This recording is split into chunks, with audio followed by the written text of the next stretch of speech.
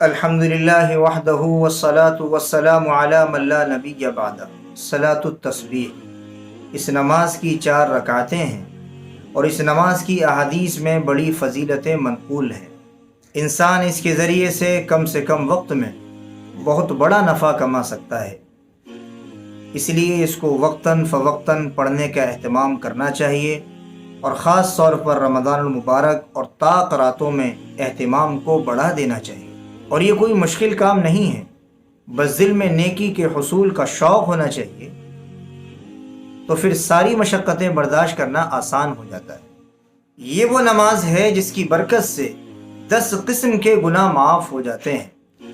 اگلے گناہ، پچھلے گناہ، قدیم گناہ، جدید گناہ، غلطی سے کیے ہوئے گناہ، جان بوجھ کر کیے ہوئے گناہ، صغیرہ گناہ، کبیرہ گناہ، چھپ کر کیے ہوئے گناہ یا کھلم کھلا کیے ہوئے گناہ۔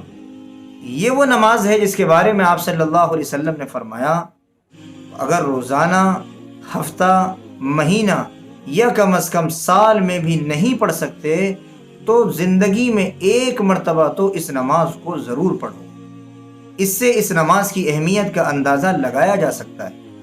یہ وہ نماز ہے جس کے بارے میں آپ صلی اللہ علیہ وسلم نے فرمایا کہ اگر تم دنیا کے تمام لوگوں سے زیادہ گناہ گار ہوگے تب بھی تمہارے گناہ معاف کر دیے جائیں گے۔ یہ وہ نماز ہے جس کے بارے میں آپ صلی اللہ علیہ وسلم نے اپنے چچا حضرت عباس رضی اللہ تعالیٰ عنہ سے فرمایا تھا کہ اے میرے چچا، میں آپ کو عطیہ، تحفہ اور ایک بخشش نہ دوں؟ یہ وہ نماز ہے جس کو پڑھنے کی صورت میں بندے کو 300 مرتبہ تیسرا کلمہ پڑھنے کی توفیق ملتی ہے، اور 1 مرتبہ تیسرا کلمہ پڑھنے سے جنت میں ایک درخت لگا دیا جاتا ہے۔ تیسرا کلمہ اللہ تعالیٰ کے نزدیک سب سے زیادہ محبوب ہے۔ تیسرے کلمے کے ہر کلمے کا ثواب احد پہاڑ سے زیادہ ہے۔ تیسرے کلمے کا ہر کلمہ اعمال نامے میں تلنے کے اعتبار سے بہت زیادہ وزنی ہے۔ یہ وہ نماز ہے جس کا ہر زمانے میں علماء امت، محدثین اور صوفیہ نے خاص اہتمام کیا ہے۔ یہ وہ نماز ہے جس کے بارے میں حضرت عبدالعزیز ابن رواد رحمۃ اللہ علیہ کہتے ہیں کہ جس کا جنت میں جانے کا ارادہ ہو وہ صلاۃ التسبیح کو لازم پکڑ لے۔ یہ وہ نماز ہے جس کے بارے میں علامہ تقی الدین سبکی رحمۃ اللہ علیہ کہتے ہیں کہ جس کو اس نماز کی فضیلت معلوم ہو جائے اور پھر وہ اس نماز میں سستی کرتا ہے تو وہ دین میں کاہلی اور سستی کرنے والا ہے، صلح کے کاموں سے دور ہے، اور یہ پکا آدمی نہیں ہے۔ صلاۃ التسبیح کا طریقہ، اس نماز کو پڑھنے کے احادیث میں 2 طریقے بیان کیے گئے۔ ایک طریقہ تو عبداللہ ابن مبارک رحمۃ اللہ علیہ سے ترمذی میں مذکور ہے، اور وہ طریقہ یہ ہے جب آدمی نماز کی نیت کرے، تکبیر تحریمہ کہنے کے بعد جب نماز شروع کر دے تو ثنا پڑھے، یعنی سبحانک اللہم، سبحانک اللہم پورا ہونے کے بعد 15 مرتبہ تیسرا کلمہ سبحان اللہ والحمد للہ ولا الہ الا اللہ واللہ اکبر پڑھے۔ اس کے بعد اعوذ باللہ بسم اللہ کے بعد سورہ فاتحہ پڑھے۔ سورہ فاتحہ کے بعد کوئی سورت ملائے، اور سورت ملانے کے بعد رکوع میں جانے سے پہلے کھڑے کھڑے تیسرا کلمہ پھر 10 مرتبہ پڑھے۔ اس طریقے سے یہ 25 مرتبہ ہو گئے۔ یہاں میں یہ بات واضح کر دوں کہ ہر رکعت میں 75 مرتبہ پڑھنا ہے۔ ابھی ہمارے 25 ہو گئے، اب ہم اللہ اکبر کہہ کے رکوع میں جائیں، رکوع کی تسبیح یعنی سبحان ربی العظیم کو 3 مرتبہ پڑھیں، اس کے بعد 10 مرتبہ تیسرا کلمہ پڑھیں، اب 35 ہو گئے۔ اس کے بعد سمیع اللہ لمن حمدہ کہہ کر کھڑے ہو جائیں، ربنا لک الحمد کہیں، کھڑے کھڑے پھر 10 مرتبہ اس کلمے کو پڑھیں، 45 ہو گئے۔ پھر آپ اللہ اکبر کہہ کے سجدے میں چلے جائیں، اور سجدے کی تسبیح یعنی سبحان ربی الاعلیٰ کو 3 مرتبہ پڑھنے کے بعد پھر آپ اس کو 10 مرتبہ پڑھیں۔ اس طور پر 55 مرتبہ ہو گئے۔ پھر آپ اللہ اکبر کہہ کے سجدے سے اٹھیں، اور دوسرے سجدے میں جانے سے پہلے بیٹھ کر 10 مرتبہ تیسرا کلمہ پڑھیں، 65 مرتبہ ہو گئے۔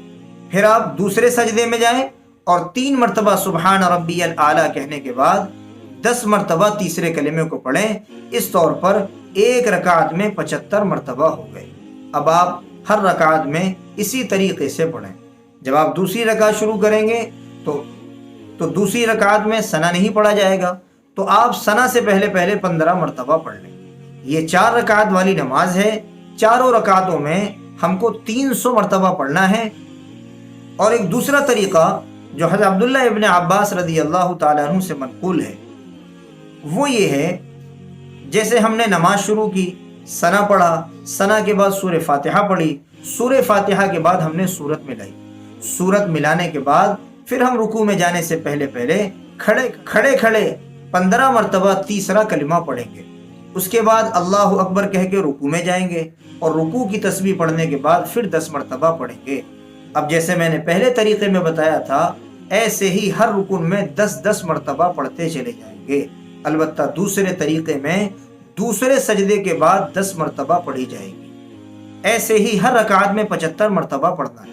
ایسے ہی دوسری اور چوتھی رکعت میں اس دوسرے طریقے کے مطابق التحیات کو شروع کرنے سے پہلے 10 مرتبہ تیسرا کلمے کو پڑھ لیں۔ دونوں طریقے صحیح ہیں، لیکن بعض فقہا نے دوسرے طریقے کو ترجیح دی ہے، کیونکہ یہ حدیث مرفوع سے ثابت ہے۔ بہتر یہ ہے کہ دونوں طریقوں سے پڑھی جائے، کبھی ایک طریقہ اختیار کر لیں، کبھی دوسرا طریقہ اختیار کر لیں، تاکہ دونوں روایتوں پر عمل ہو جائے۔